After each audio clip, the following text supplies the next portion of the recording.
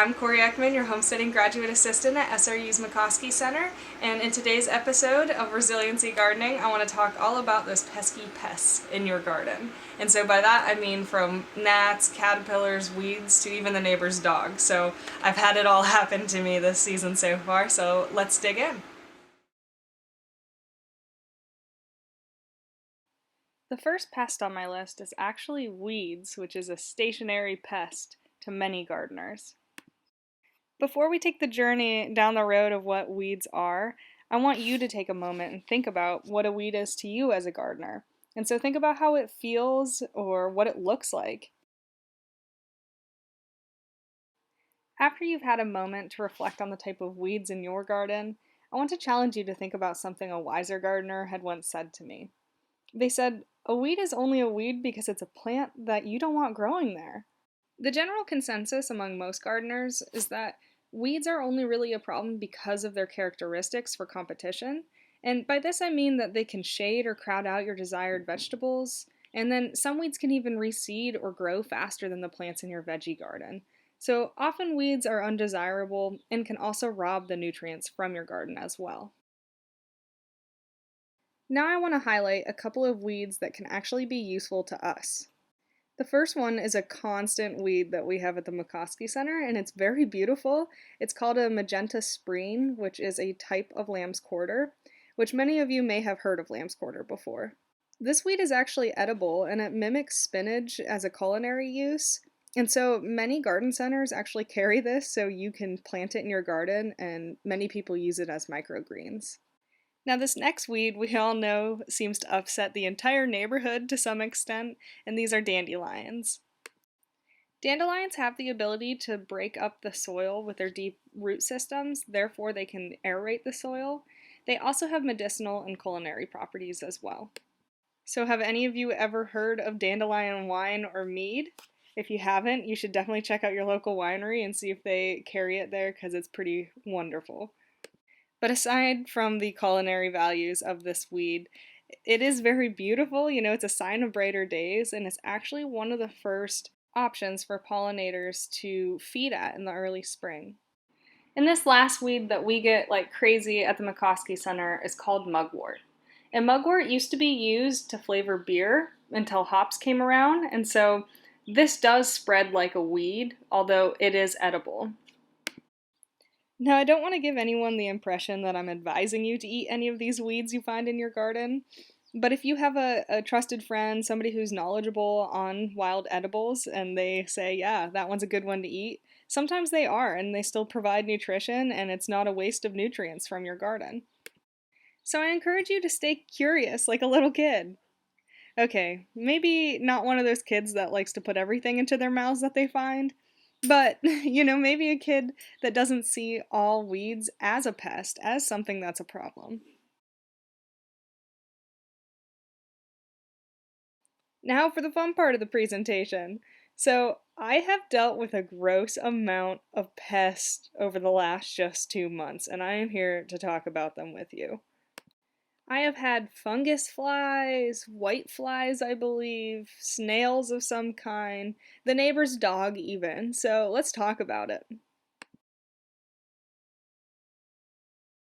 So if you're having any sort of pest and or disease problem in your garden, pause this video and the next two slides you can zoom in and see what you might have and then further research from there.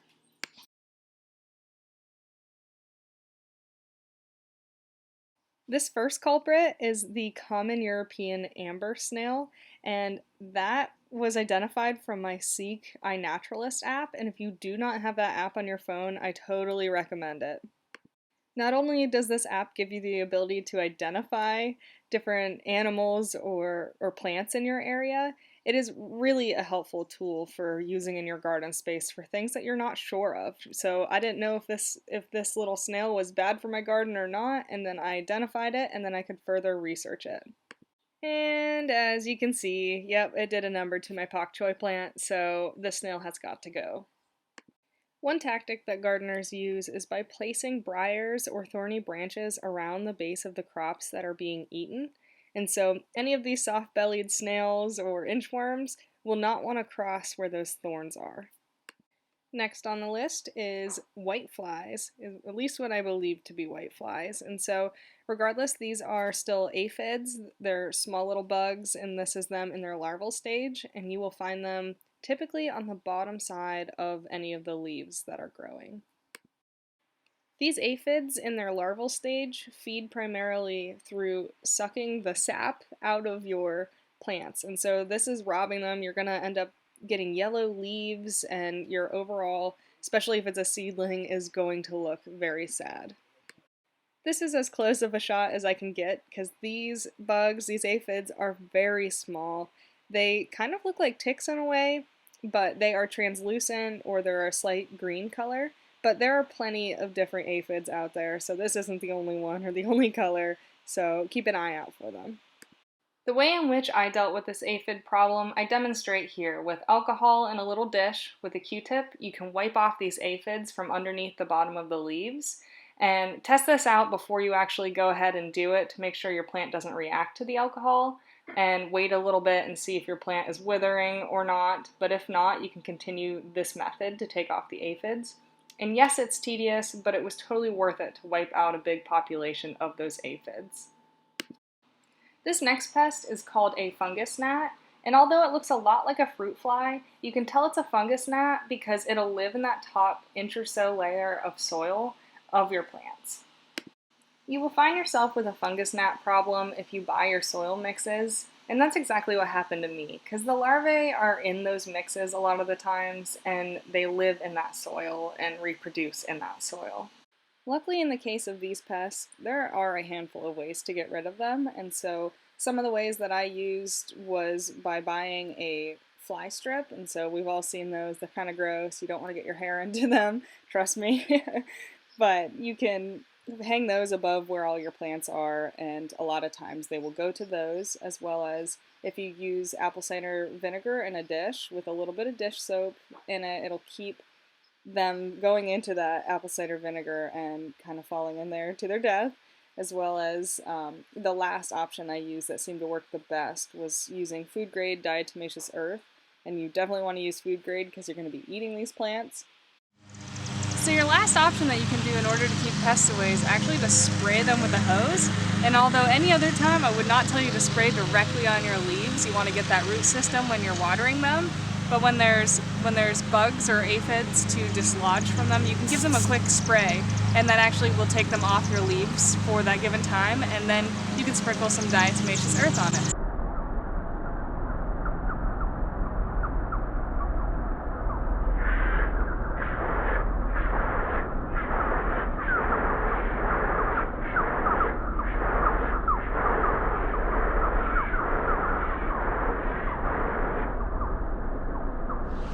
So I want to show you, I have a little bit of aphids going on. You can actually see they ate quite a bit of my pak choi here. So I'm going to sprinkle some diatomaceous earth on them. You can kind of see them crawling around right now. So I had dislodged a few off here, but they're crawling right back up. So I'm just taking a little bit of diatomaceous earth and sprinkling it over my plant.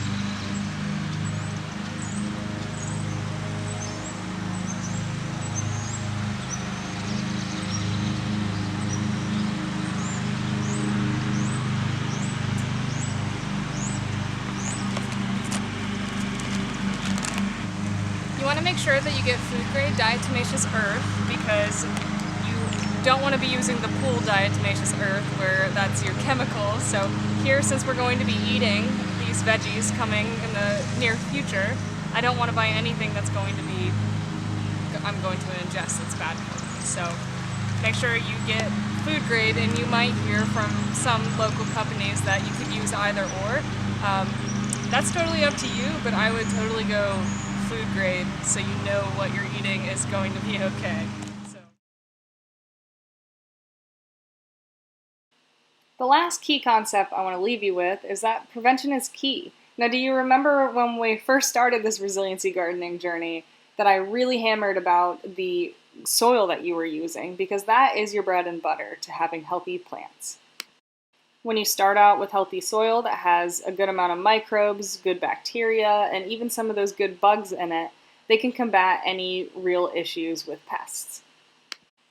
Another key thing that we've already talked about in previous videos that's coming full circle now is companion planting. And so I have nasturtiums in my garden that's strategically placed near my cucumbers, which will help them, ward off pests and other diseases. And so again, try those companion plants out. You also want to be sure that you're evenly watering your garden. And so if you're choosing in the mornings to water it, continue to try and water it in the morning. If you don't make it that morning to water your garden, then at the very least do it later in the day at night. If you're just watering them like crazy through all different times of the day, every day of the week, you're going to have problems where you're inviting pests and disease into your garden.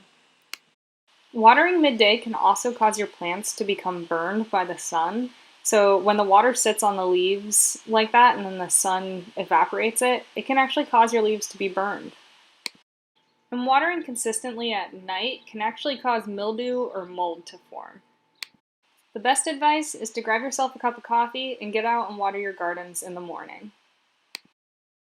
And the last quick laundry list I can give you here to prevent any pests or diseases in your garden would be to purchase any certified disease-free seeds. They still make them organically, or even some heirloom varieties are resistant to certain diseases or pests.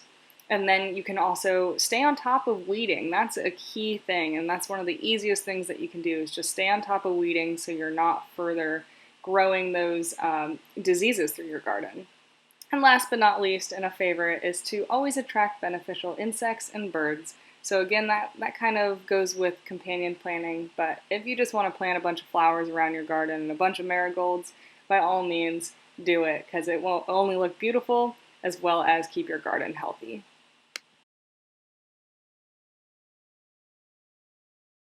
So in today's final thought, I really wanted to read to you a favorite childhood book of mine that was called There Was an Old Lady Who Swallowed a Fly, but it's a little too long to have as a final thought, so I opted for a American Quaker saying, and it goes, "If you want to live and thrive, let the spider run alive."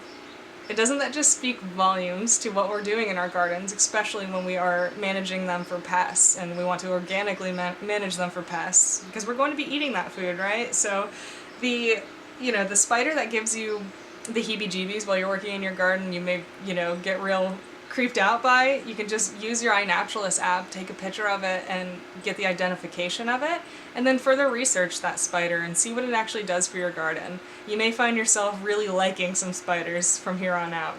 Some of you anyways.